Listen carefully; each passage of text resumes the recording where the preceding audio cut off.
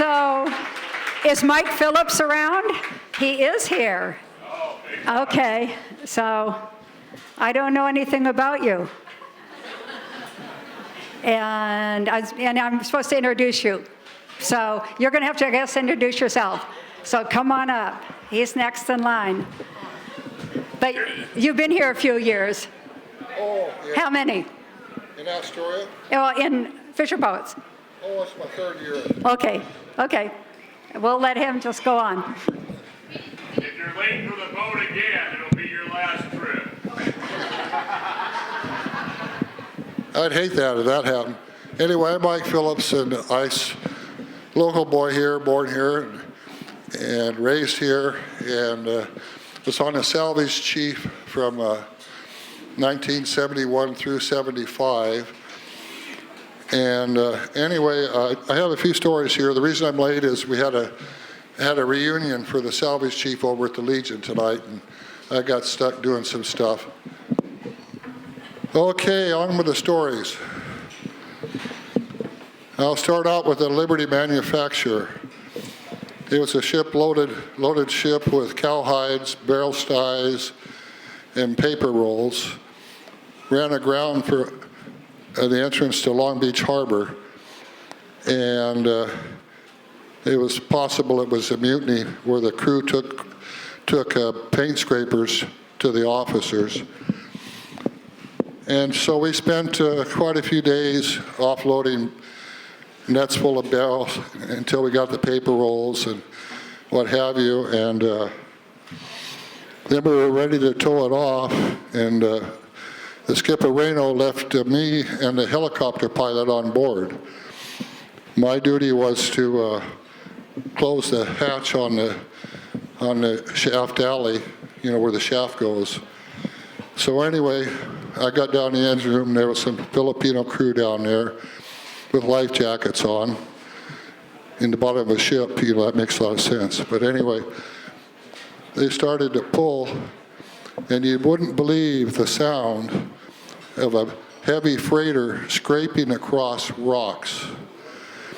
So I decided the first thing I'd do was close the shaft alley so I didn't have to worry about it. And as we just moved along, little by little, the water started to rise in the engine room. And so luckily the helicopter pilot says, "Everything going all right down there?" I says, "No, we're taking on water." So we set up 360 gallons per minute pumps in tandem to the bottom of the ship. And it was a steamship. And so as the water hit the steam pipes, because it was an old steamship, right? Everything there was just a haze in there and as we watched it come up, and finally the pumps got it under control. And I'm most likely exaggerating, but to me it looked like it was just about to go in the boiler. But, and that was a success, and we got back to the dock, and I don't know if any of you know Don Floyd. I was 24 and he was 22 at the time. We thought some of them were going to go to Disneyland, some to the Queen Mary, and we decided we'd just find a bar someplace down in the dock area to shoot some pool. And so we went in the bar, and there's a couple pool tables there, and the bartender was over, had her top off, and expressing herself to the customer. And so anyway, so here, you know, we're pretty young. This isn't even Astoria style, you know. And so we put our quarters in the machine, and it was only 14 balls come out. So I headed over to the bartender, and I says, "Short a ball over here." Wrong thing to say. Here she comes out from behind the bar, and she's headed straight for me with her hand like this. And Don looked at me, and I looked at him, and so we took off, and we ran around the tables about 3 times. She never caught us. We went out the door. But it was a successful trip.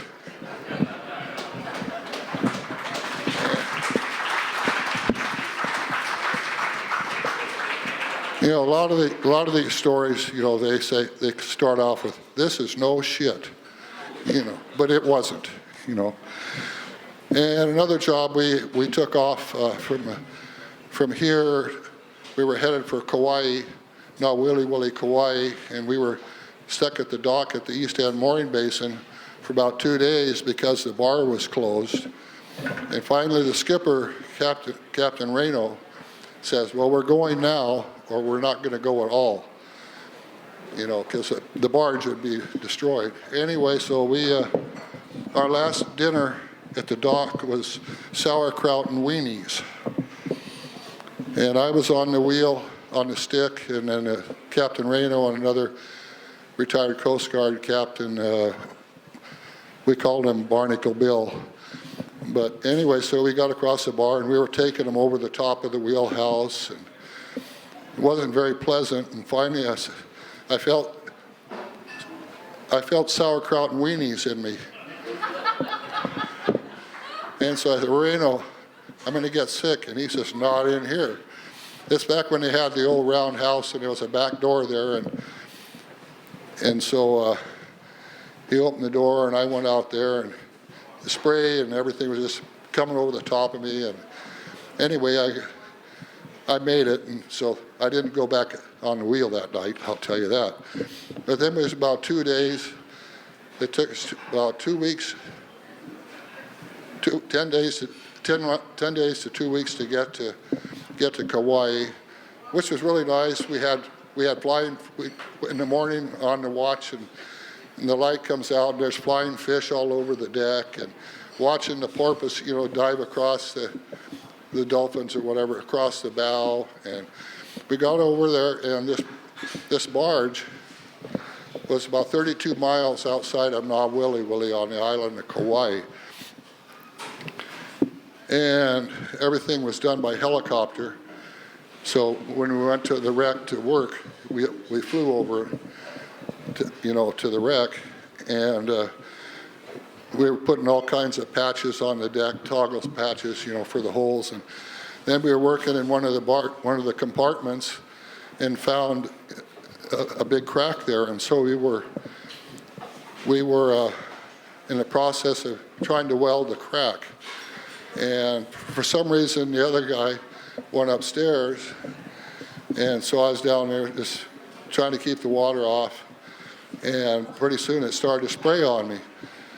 So here I am. I should have just hit the pump like this, you know. I wouldn't have got electrocuted. But anyway, I grabbed that pump, and I couldn't lift. I was starting to lift, and I couldn't let loose of it. I was trying to throw it out of my hand and everything, and hollering and screaming, and finally somebody heard me up above and unplugged the pump, and found out that it was ungrounded. Anyway, I set the pump right back down on the side and had a wetsuit on, so I won't go into what happened with the electrocution there. But anyway, I was going up the ladder, it was really rusty in there, and there were some welding leads, arc welding leads, hanging down one side of the ladder. And so I was going up, and I put my hand there, and it felt like, I don't know if I got shocked or not, but I swung my arm around into this rusty old bulkhead, you know, wall. And so by the time I got out of there, I had a baseball on my elbow, and I was headed for the bathroom.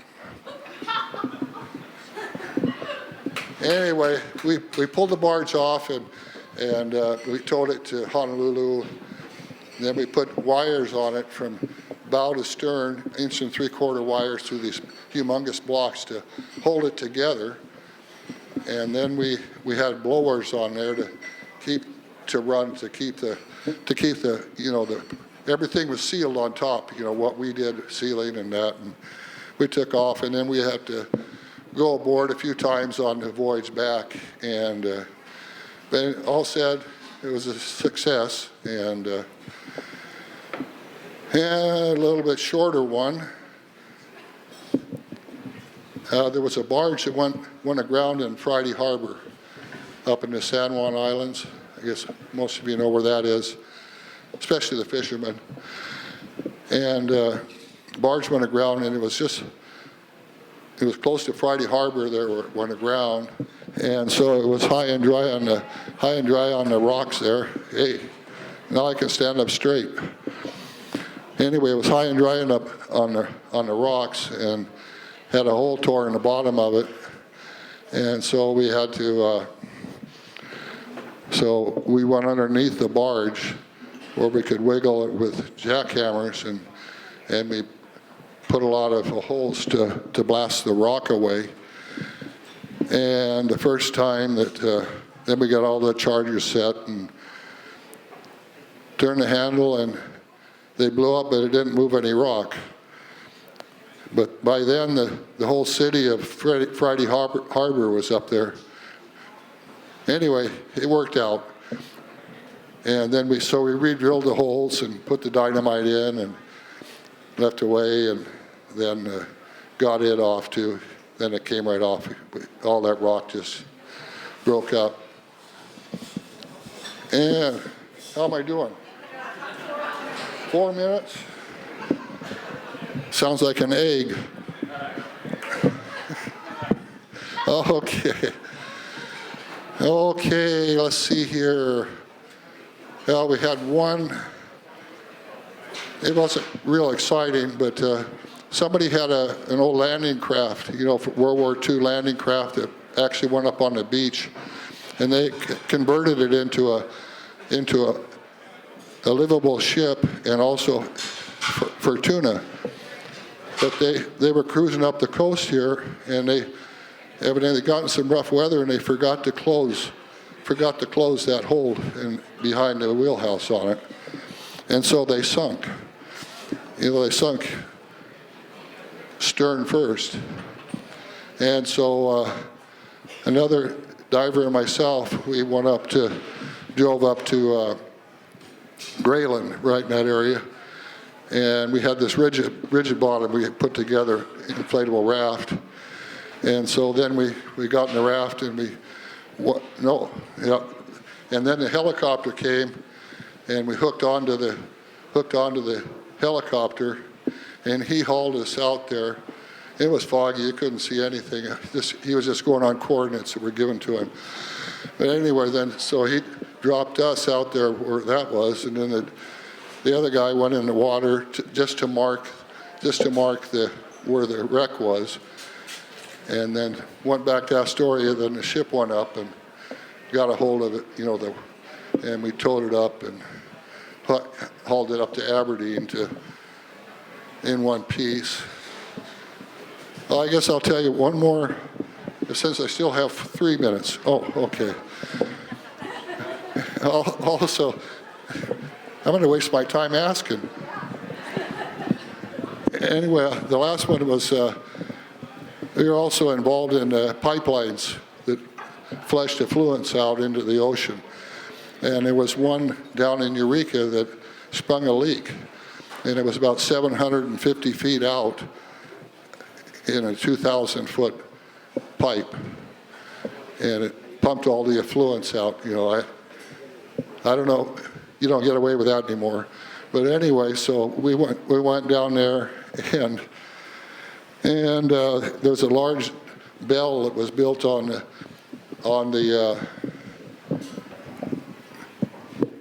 beach there. It was right on top of where there was a gate valve to get into the 39-inch pipe.